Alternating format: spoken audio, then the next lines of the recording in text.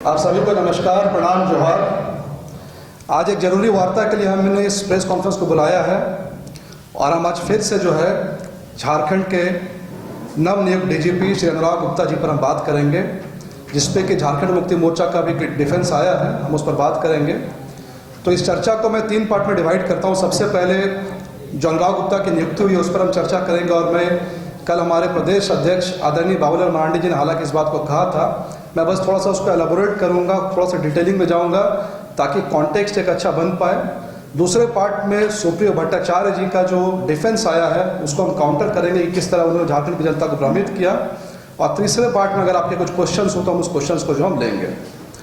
तो मित्रों, जैसा कि डॉक्टर बाबा साहब अम्बेडकर से एक बार पूछा गया कि बाबा साहब हमारा संविधान कैसा बना है, उन्होंने कहा कोई भी संविधान अच्छा या बुरा नहीं होता, उसको लागू करने वाले लोग अच्छे या बुरे होते हैं। यानी संविधान जितना भी अच्छा हो, अगर उसको लागू करने वाले लोगों की नीयत में खोट होगा तो संविधान का जो बुरा इस्तेमाल होगा।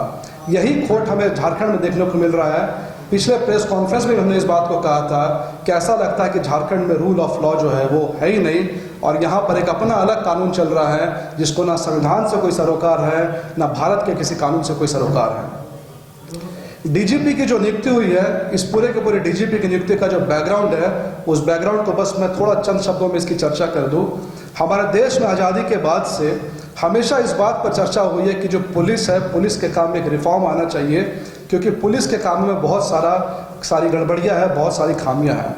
इसको लेकर के बहुत सारे कमीशंस बने, बहुत सारी कमिटीज़ बनी, लेकिन 1972 में मथुरा नाम की एक लड़की का, एक ट्राइबल लड़की का महाराष्ट्र में जब पुलिस थाने के अंदर में रेप हो गया, तब इस डिमांड को बढ़ावा मिला कि अब जल्द से जल्द जो है एक पुलिस रिफॉर्म यहाँ पर आना चाहिए। उसके बाद में नेशनल पुलिस कमीशन की एक कमेटी बैठी, कमेटी ने उस रिपोर्ट को दिया, पर कांग्रेस की सरकार ने उस रिपोर्ट में बिल्कुल भी अमल नहीं किया। उसके बाद तमाम जितनी कमेटियां बैठी, बस कमेटी बैठती थी, रिपोर्ट देती थी, कमेटी बैठती थी, रिपोर्ट देती थी, यही चलता रहा। लास्ट में जाकर के उत्तर प्रदेश के पूर्व डीजीपी प्रकाश सिंह ने सुप्रीम कोर्ट को कहा कि कब इस देश में पुलिस रिफॉर्म्स आएगा, कब इस देश में पुलिस का करप्शन खत्म होगा, कब कस्टोडियल रेप बंद होंगे, कब कस्टोडियल टॉर्चर खत्म होगा। तब जाकर के सुप्रीम कोर्ट ने 2006 में प्रकाश सिंह केस में 7 डायरेक्शन जो है पूरे के पूरे हिंदुस्तान को दिया। उस 7 डायरेक्शन की हम चर्चा नहीं करेंगे, बस इतना समझ लीजिए उस 7 डायरेक्शन का क्रक्स यही था कि पुलिस को पॉलिटिशियंस कंट्रोल नहीं करें। आपने भी सुना होगा, मूवी में भी देखा होगा कि अक्सर पॉलिटिशियन जो है वो कंट्रोल करते पुलिस वालों को, ट्रांसफ़र कर देंगे, सस्पेंड कर देंगे और उससे मनचाहा काम करवाते हैं। इस चीज़ को रोकने के लिए सुप्रीम कोर्ट ने 7 डायरेक्टिव्स दिए, ट्रांसफ़र पोस्टिंग कैसे हो पुलिस ऑफिसर्स का, और उसमें डायरेक्टिव नंबर 2 जो है वो डीजीपी को लेकर के था। प्रकाश सिंह केस में डायरेक्टिव नंबर 2 जो है वो साफ साफ कहता है कि डीजीपी को जो अपॉइंटमेंट करना है वो अपॉइंटमेंट मेरिट पे हो और इस तरीके का हो कि मेरिट पे सीनियर ऑफिसर्स को उस पर जगह मिले और उनका टेन्योर जो है वो फिक्स किया जाए। उसके बाद सब्सिक्वेंट केसेस में सुप्रीम कोर्ट ने कहा मेरिटोक्रेसी कैसे इस्टेब्लिश की जाए, तो सुप्रीम कोर्ट ने कहा यूपीएससी को पिक्चर में लाना है, क्योंकि यूपीएससी एक ऐसी बॉडी है जो सिविल सर्वेंट्स का रिक्रूटमेंट करती है, उनको ट्रेनिंग देती है, उनको राज्य सरकार को सौंपती है। इसलिए यूपीएससी को पिक्चर में आना होगा, तभी डीजीपी का अपॉइंटमेंट जो है फेयर तरीके से होगा और वाकई में जो अच्छे डिजर्व करे ऑफिसर्स हैं वो डीजीपी बनेंगे। इस डायरेक्शन से बाद कई सारे स्टेट्स ने डीजीपी को अपॉइंट किया और झारखंड की सरकार में भी डीजीपी अपॉइंट हुआ। अब हमारा ऑब्जेक्शन जो है डीजीपी अपॉइंटमेंट झारखंड में, उन किन बिंदुओं पर उस पर मैं आता हूँ। सबसे पहला बिंदु तो ये है, झारखंड सरकार ने जो एग्जीक्यूटिव रिजोल्यूशन दिया है उसमें सबसे पहला ये है कि यूपीएससी का एक मेंबर उस पैनल कमेटी में होना चाहिए, सिलेक्शन कमेटी में होना चाहिए। सुप्रियो भट्टाचार्य जी ने बहुत बड़ा प्रेस कॉन्फ्रेंस किया 15 मिनट का, एक बार भी इस पर जवाब नहीं दिया कि यूपीएससी का पैनल मेंबर उस सिलेक्शन कमेटी में क्यों नहीं आया। जो UPSC all India services rule 1951 को मॉनिटर करती है, जो UPSC all India services conduct 1968 को मॉनिटर करती है, जो यूपीएससी डिसाइड करती है आईपीएस कैसे सेलेक्ट होंगे, कैसे ट्रेंड होंगे, कौन से राज्य में भेजे जाएंगे, बीच में कौन सी ट्रेनिंग होगी, उस यूपीएससी को पास करने का क्या औचित्य है। तो हम राज्य सरकार पर इल्ज़ाम लगाते हैं कि यूपीएससी पैनल को बाईपास करके सीधे सीधे सरकार ने जो है संविधान का उल्लंघन किया है, भारत सरकार के नियमों का उल्लंघन किया है और ये कोशिश की है कि प्रकाश सिंह केस में सुप्रीम कोर्ट चाहता था कि पॉलिटिकल अपॉइंटमेंट नहीं हो डीजीपी का, पर यहाँ पर पॉलिटिकल अपॉइंटमेंट हुआ है।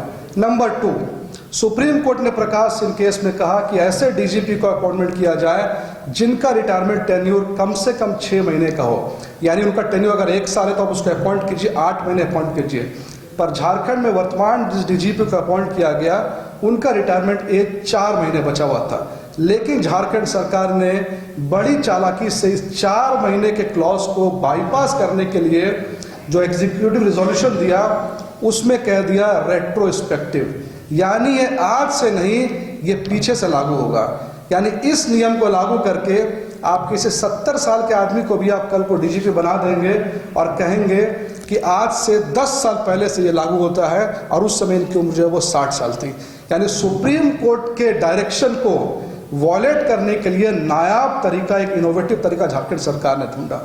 नंबर 3, किसी भी आईएएस का, आईपीएस का, ऑल इंडिया सर्विसेज ऑफिसर जिसमें आईएएस, आईपीएस और इंडियन फॉरेस्ट सर्विसेज के ऑफिसर्स आते हैं, अगर उनका रिटायरमेंट एज 60 है और आपको उनको आगे एक्सटेंड करना है, ये पावर एक्सक्लूसिव सेंट्रल गवर्नमेंट का पावर है, ये पावर स्टेट गवर्नमेंट के पास में नहीं है। उदाहरण के लिए झारखंड के फॉर्मर चीफ सेक्रेटरी ख्यांते साहब को जब एक्सटेंशन दिया जाना था तो यहाँ की सरकार ने सेंट्रल गवर्नमेंट को लिखा कि चुनाव को देखते हुए इन्हें एक्सटेंशन दिया जाए, पर सेंट्रल गवर्नमेंट ने मना कर दिया तो एक्सटेंशन उनका वहीं पर रुक गया।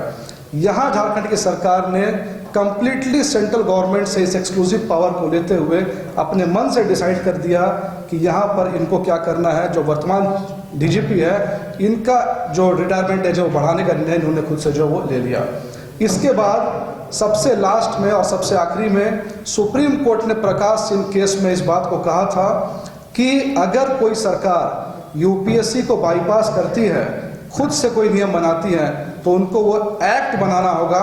ये किसी एग्जीक्यूटिव रिजोल्यूशन से काम नहीं चलेगा, एक्ट बनाना होगा, विधानसभा से पास करना होगा, वो गवर्नर के पास जाएगा। जरूरत पड़ी, जैसे पंजाब में गवर्नर ने प्रेसिडेंट के पास भेज दिया, जरूरत पड़ी तो प्रेसिडेंट के पास जाएगा, तब जाकर के वो एक्ट जो वो बनता है। यहाँ तक हमारा ऑब्जेक्शन था। एक लास्ट ऑब्जेक्शन हमारा था कि जेपीएससी के मेंबर भी वहाँ पर नहीं थे।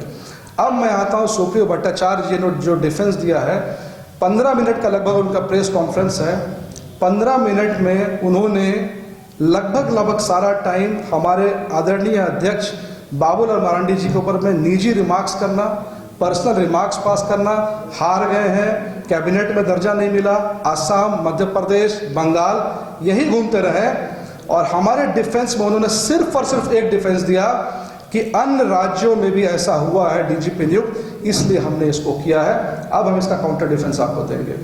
सबसे पहली बात, क्या और राज्यों में कुछ काम गलत हो रहा है तो आप उसको गलत करेंगे, यानी कि आपका अपना कोई लीगल बेसिस है या नहीं, आपका अपना कोई कॉन्स्टिट्यूशनल बेसिस है या नहीं, आप सीधा दूसरे राज्यों को कॉपी कर देते हैं क्या?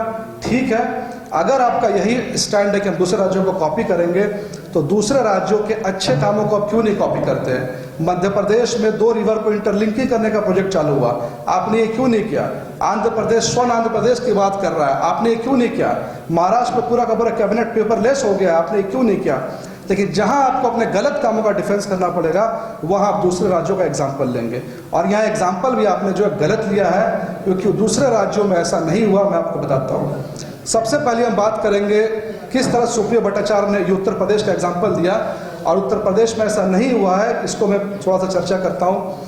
सबसे पहली बात, ये बात सही है कि उत्तर प्रदेश सरकार ने एक एग्जीक्यूटिव रिजोल्यूशन निकाला डीजीपी को अपॉइंट करने के लिए, लेकिन जैसे ही यह मामला सुप्रीम कोर्ट में गया और यह संभावना हुई कि 24 मार्च 2024 को सुप्रीम कोर्ट इसमें सुनवाई करेगा, तो वहीं पर उत्तर प्रदेश की सरकार रुक गई और एग्जीक्यूटिव रिजोल्यूशन के बेसिस पे कोई भी डीजीपी उत्तर प्रदेश में अपॉइंट नहीं हुआ है। डीजीपी जो अपॉइंट हुआ अदर स्टेट्स में, उत्तराखंड में डीजीपी का अपॉइंटमेंट हुआ है, यूपीएससी ने किया है। छत्तीसगढ़ में कल ही अपॉइंटमेंट हुआ है, वो भी यूपीएससी ने किया है। मध्य प्रदेश में एक दलित आईपीएस ऑफिसर कैलाश मकवाना को डीजीपी बनाया गया, वो भी यूपीएससी ने किया है।